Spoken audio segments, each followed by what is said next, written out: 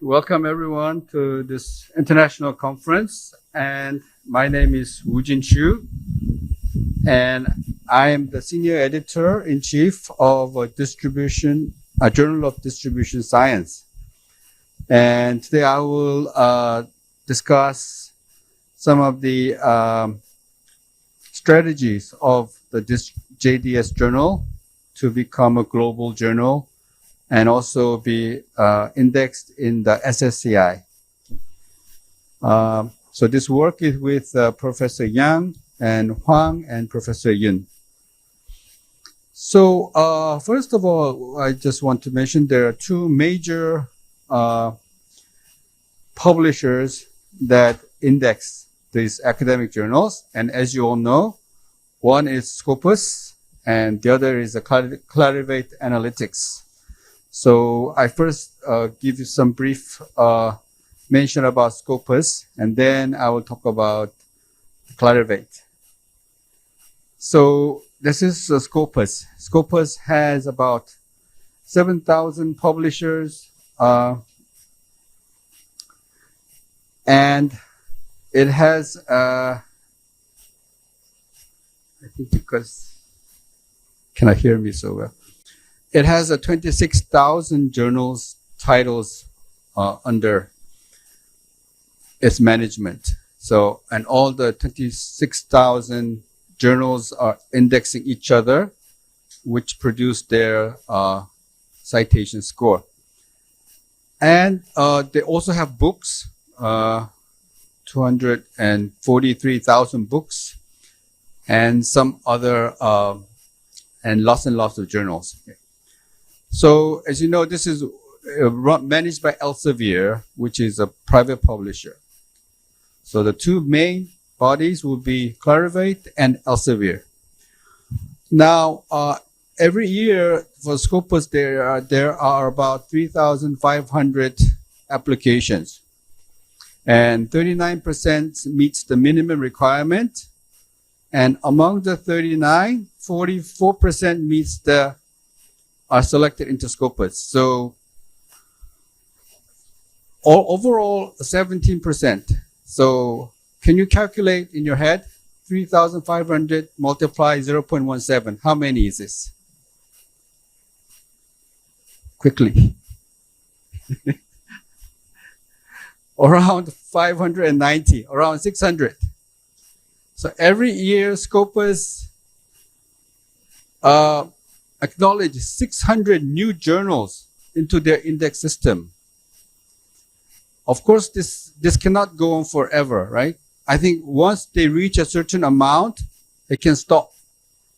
Becomes more and more difficult to get into Scopus. So I think it's a good strategy to get in as soon as you can, because the longer it becomes more and more difficult. At the same time, Scopus is delisting from 2016 to 2022, 745 journals. This means on average, every year, 100 journals will be delisted. So if you don't maintain the quality, then 100 will be delisted, and this will allow some new entrants into this journal. So, and this is determined by what they call the Content Selection and Advisory Board, which is like a board membership, and they would decide independently whether this journal comes into. Of course, they're not really. It's composed of many different fields. So, like for example, if they were to evaluate a physics journal, they cannot have like 10, 20 physicists, just maybe one scientist, and one social scientist. So they're looking for some kind of a metric to make the decision more easier, right? So this is Scopus. And the second major, I think this is probably the bigger one than Scopus, is Clarivate Analytics, which has SCIE, SSCI, and AHCI altogether.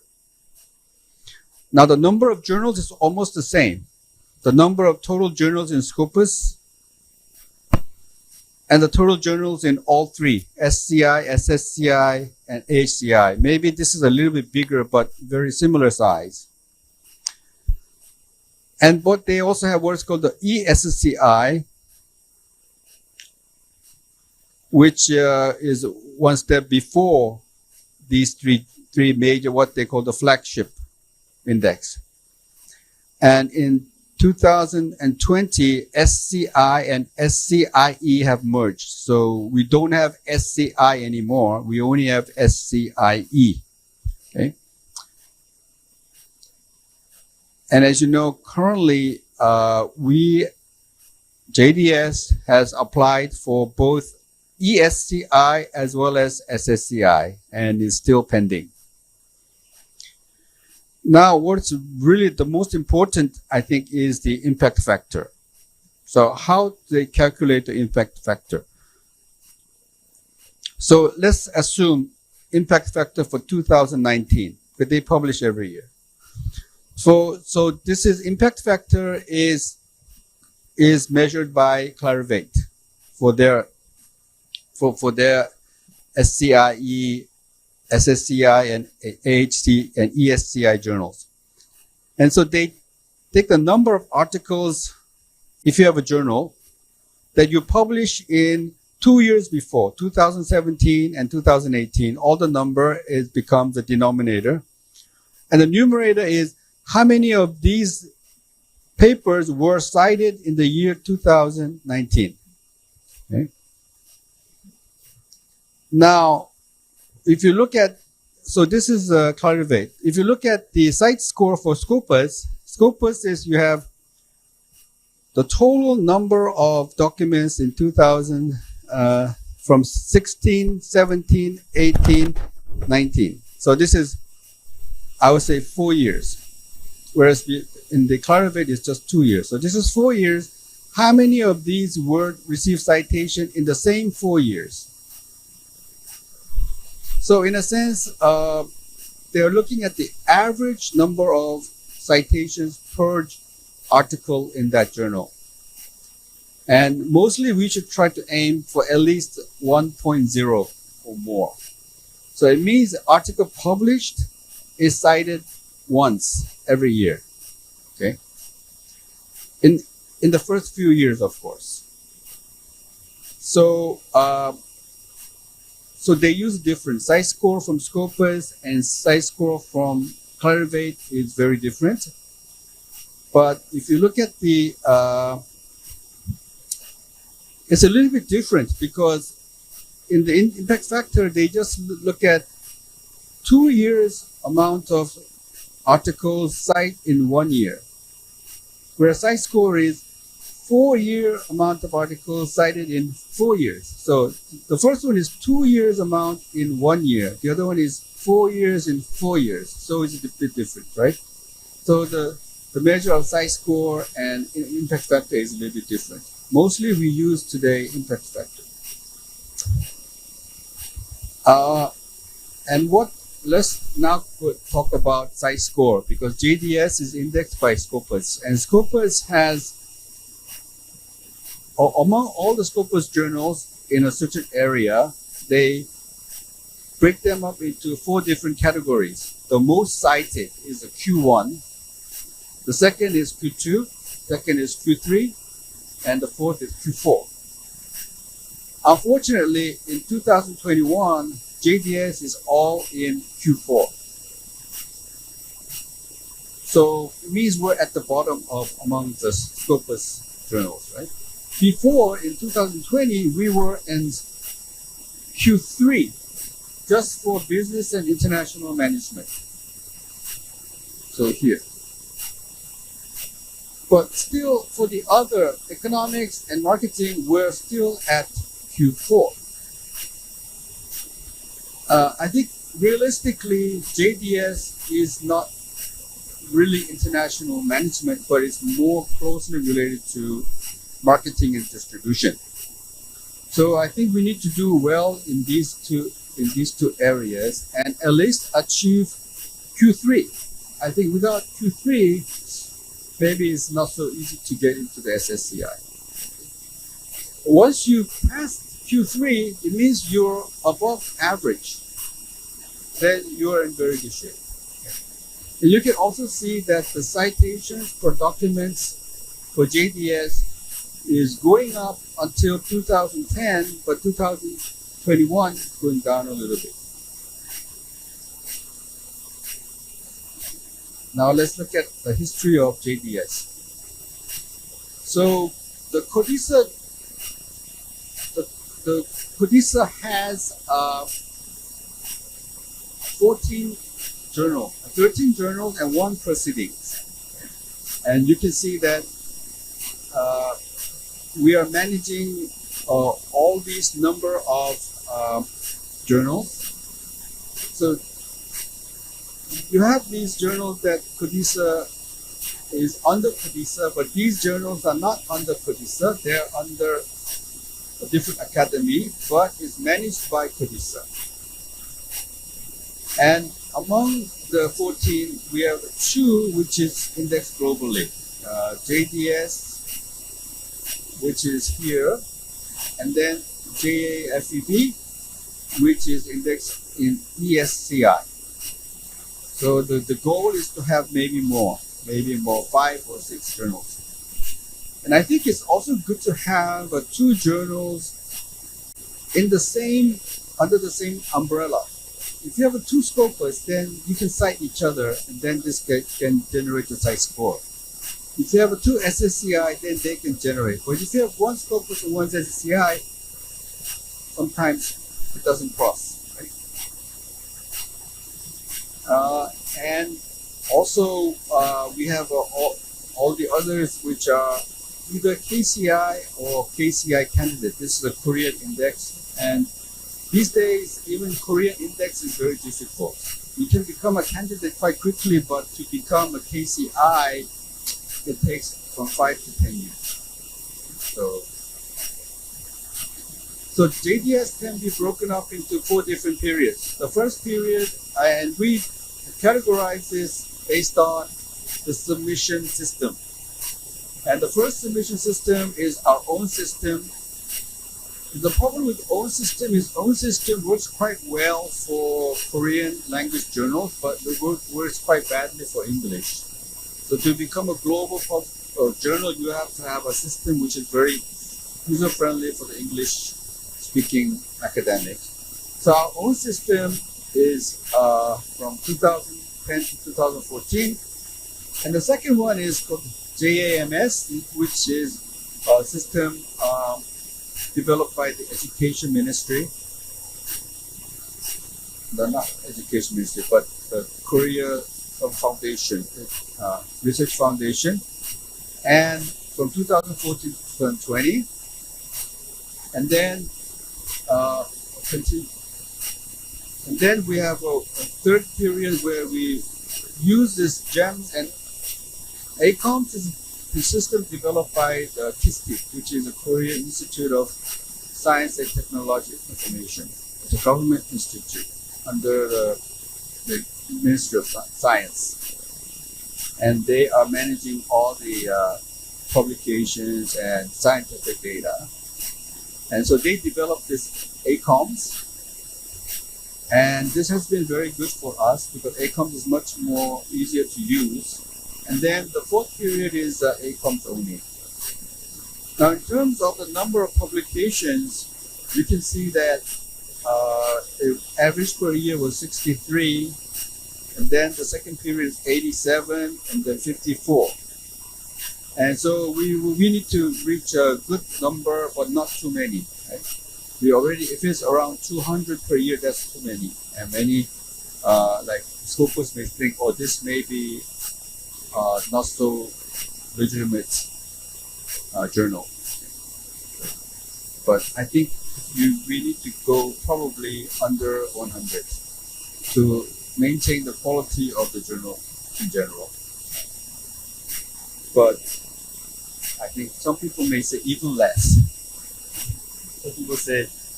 Some people think monthly is good. Some people think bi-monthly, once every 2 months, and some people say maybe quarterly, once every season, and so on. So there are different opinions about this. And in the language and authorship, you can see from the third period, we are going 100% English. Before it was half and half between English and Korean.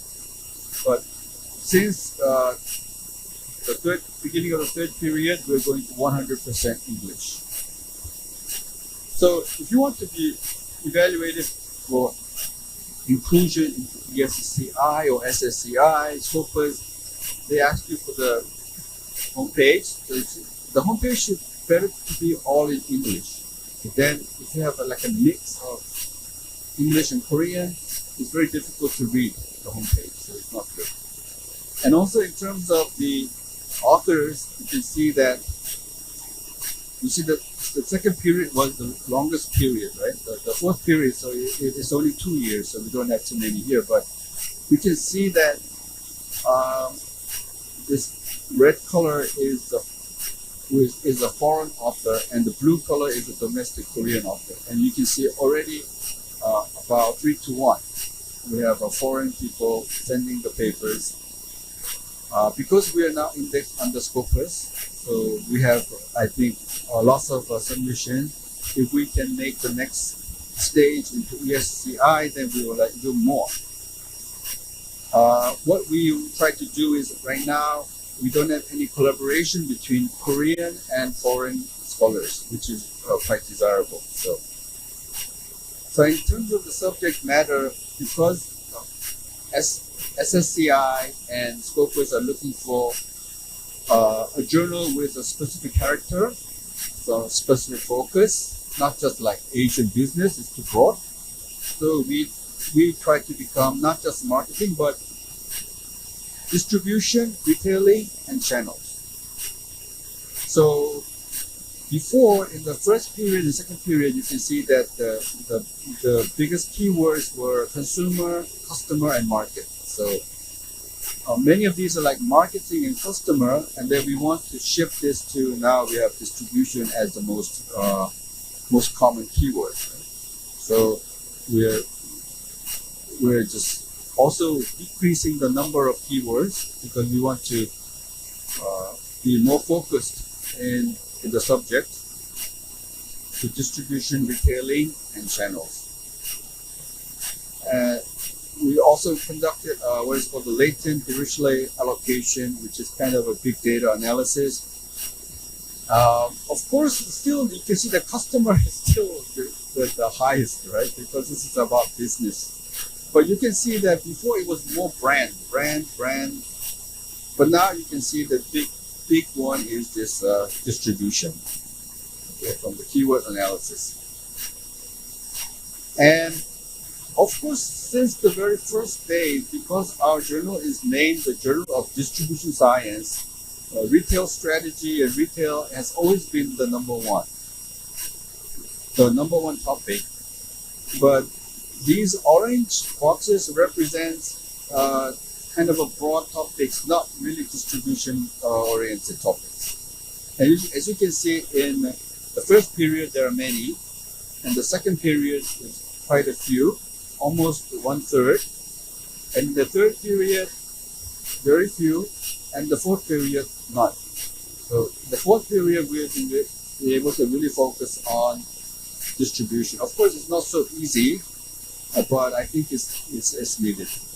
We also propose some kind of we also put up on the page some recommended topics for the various months. And you can see that most of it is related to retail buying, distribution. But we don't want to restrict too much because sometimes we can get some very good papers, which is widely cited papers, which is not on retail, maybe on some marketing topic. So, but we will accept some of those papers as well because they help to improve the overall citation of the journal. As a side note, I have a colleague at my university. He has one paper which has more than 2,000 citations. So what kind of papers get 2,000, 5,000, 10,000 citations? And these are papers on methodology, like statistical methodology papers. Once someone developed this, almost everyone has to cite this paper, right?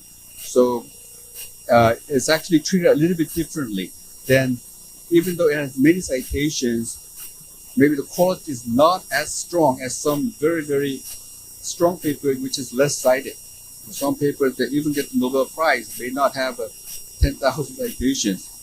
But as a strategy, some methodology papers and like review papers are typically very widely cited. So as a journal editor, we should try to incorporate those into the journal too. And then as a topic of today, everybody's talking about predatory journals. I think it's all coming together at the same time. I think we have to be aware of this. And as you know, there are some various websites that tag these journals as being predatory, and predatory journals are typically those that are made with the sole purpose is making a financial profit. And so these are some of the difficulties of typical markers of predatory journals. And in fact, Professor Kim, evaluate many of the KODISA journals along these standards. And luckily for JDS, we didn't have any of these. So we passed in all of these measures.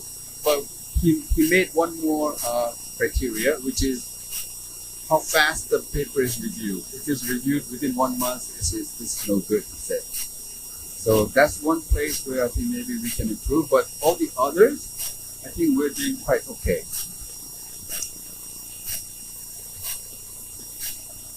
So in conclusion, I think I would like to say that it has been very important for us to have a submission system, which is very easy for English language speaking person to use, and also have this very similar what's called the look and feel of online systems of the top journals like Emerald or Thomson Reuters and so on.